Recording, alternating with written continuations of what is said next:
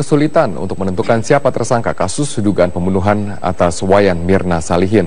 Bukti apa saja yang harus dicari polisi untuk menentukan tersangka? Untuk itu kita akan membahasnya bersama dengan pakar kriminologi Erlangga Masdiana dari Universitas Indonesia. Selamat malam Mas Erlangga. Selamat malam. Mas Erlangga, kalau Mas Erlangga melihatnya, apakah ini polisi begitu berhati-hati atau polisi mengulur waktu?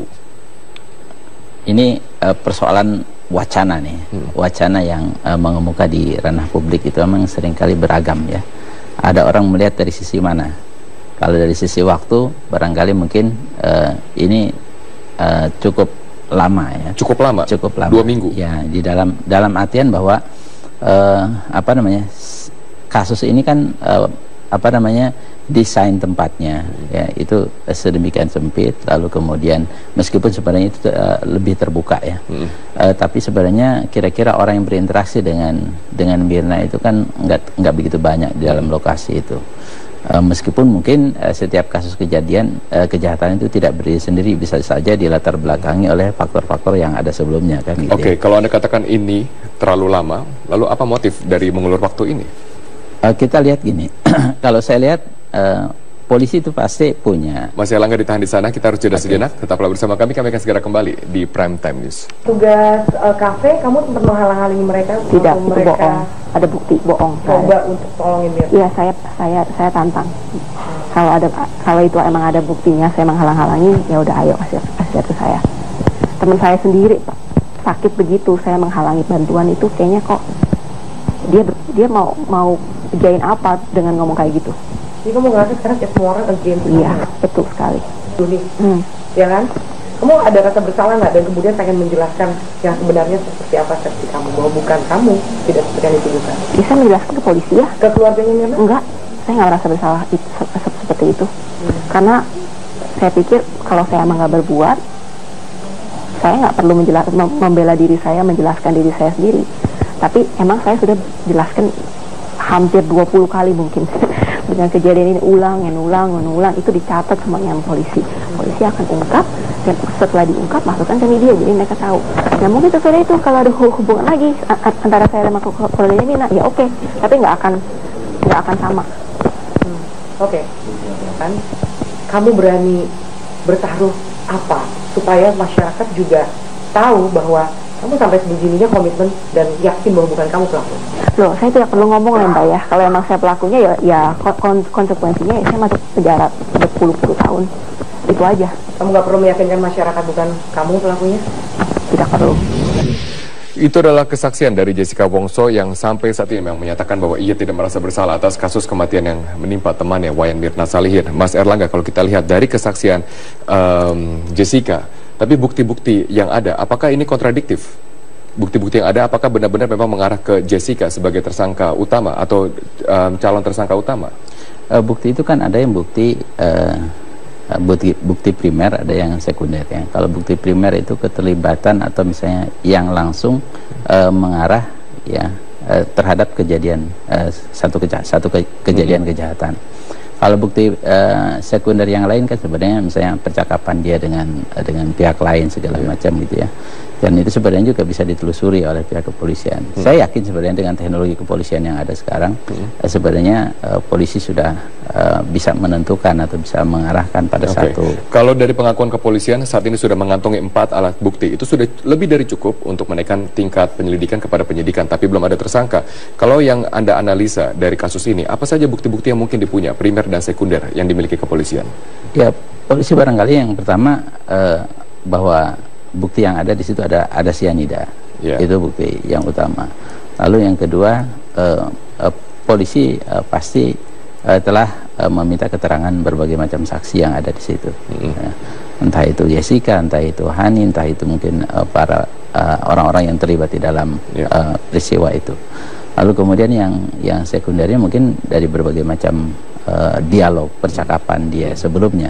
Karena peristiwa kejahatan itu kan nggak mungkin berdiri sendiri, tapi pasti ada kasus-kasus yang lain atau ada peristiwa-peristiwa yang lain yang mungkin terkait dengan para saksi. Kalau dari keterangan saksi ahli, apakah ini bukti primer atau sekunder? Saya kira mungkin di sini polisi itu masih sangat hati-hati ya, karena memang itu CCTV sendiri kan masih sangat tertutup dan kemudian tidak melihat secara langsung ya proses bagaimana sianida itu dimasukkan atau ditaburkan, siapa yang melakukannya segala macam nggak kelihatan kan gitu.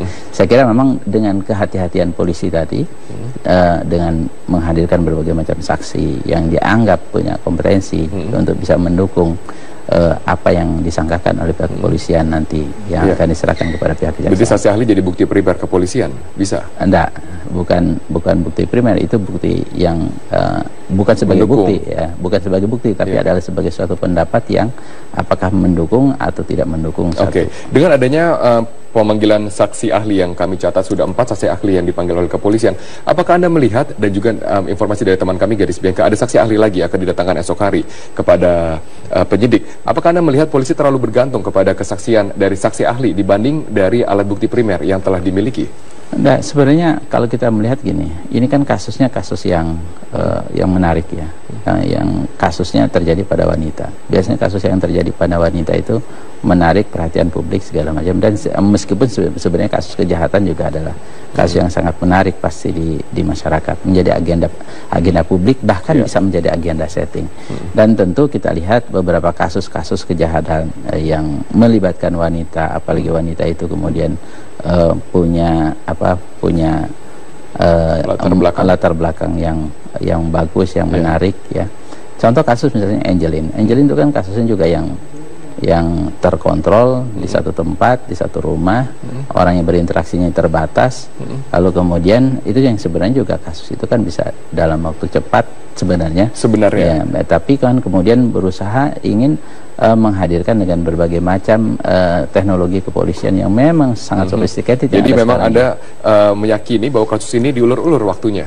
Saya nggak menyebutkan seperti itu, tapi artinya bahwa pihak kepolisian bisa lebih cepat. Oke, ditahan dulu Mas Erlangga di sana, tetaplah bersama kami akan segera kembali sesaat lagi. Langsung kami lanjutkan dengan Mas Erlangga, Mas Diana, kriminolog dari Universitas Indonesia. Mas, menutup dari segmen yang sebelumnya, apakah Anda berpikir bahwa polisi mengulur waktu dalam kasus ini?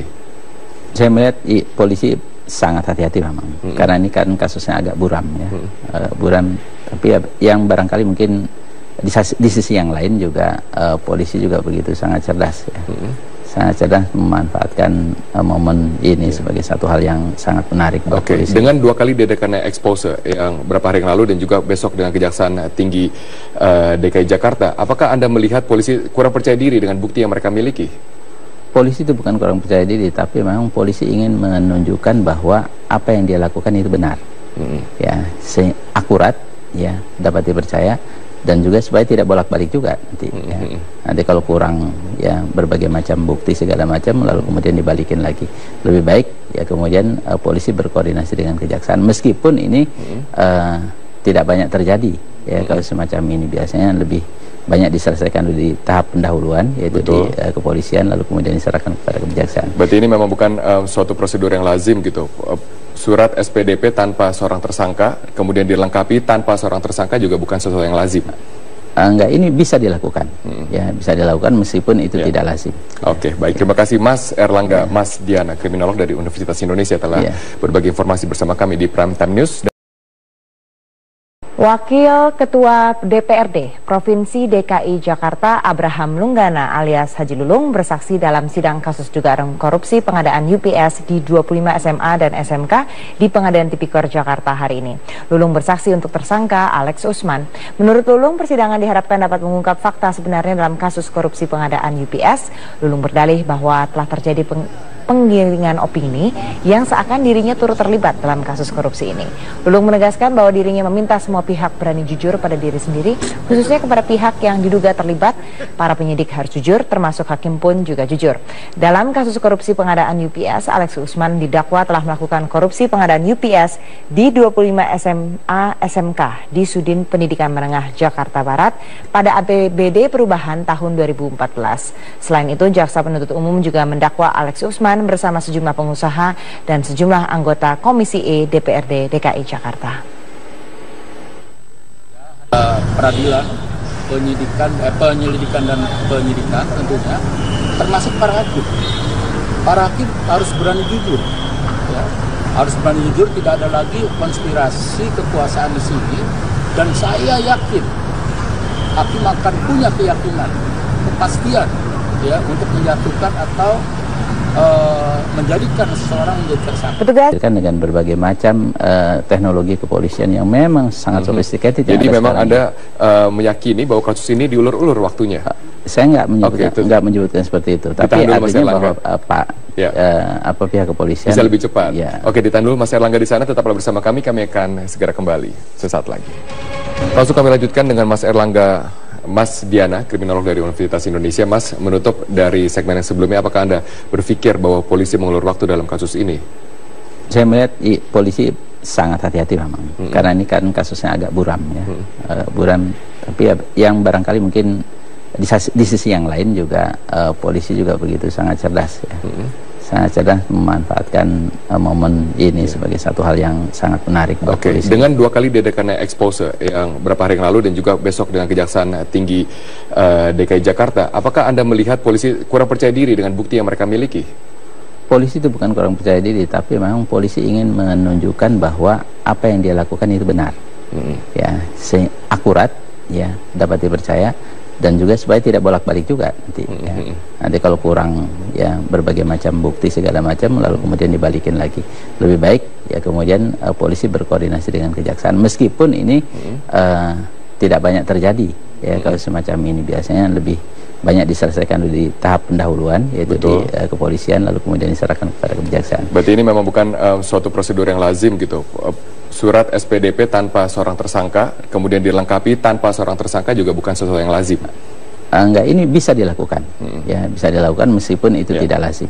Oke, baik, terima kasih Mas Erlangga, Mas Diana, kriminolog dari Universitas Indonesia telah berbagi informasi bersama kami di Prime Time News. Wakil Ketua DPRD Provinsi DKI Jakarta Abraham Lunggana alias Haji Lulung bersaksi dalam sidang kasus dugaan korupsi pengadaan UPS di 25 SMA dan SMK di Pengadilan Tipikor Jakarta hari ini. Lulung bersaksi untuk tersangka Alex Usman. Menurut Lulung, persidangan diharapkan dapat mengungkap fakta sebenarnya dalam kasus korupsi pengadaan UPS. Lulung berdalih bahwa telah terjadi penggiringan opini yang seakan dirinya turut terlibat dalam kasus korupsi ini. Lulung menegaskan bahwa dirinya meminta semua pihak berani jujur pada diri sendiri, khususnya kepada pihak yang diduga terlibat. Para penyidik harus jujur, termasuk hakim pun juga jujur. Dalam kasus korupsi pengadaan UPS, Alex Usman didakwa telah melakukan korupsi pengadaan UPS di 25 SMA SMK di Sudin Pendidikan Menengah Jakarta Barat pada APBD Perubahan tahun 2014. Selain itu, Jaksa Penuntut Umum juga mendakwa Alex Usman bersama sejumlah pengusaha dan sejumlah anggota Komisi E DPRD DKI Jakarta. Peradilan, penyelidikan dan penyidikan tentunya, termasuk para hakim. Para hakim harus berani jujur, ya. Harus berani jujur, tidak ada lagi konspirasi kekuasaan di sini, dan saya yakin hakim akan punya keyakinan, kepastian, ya, untuk menjatuhkan atau menjadikan seseorang menjadi tersangka.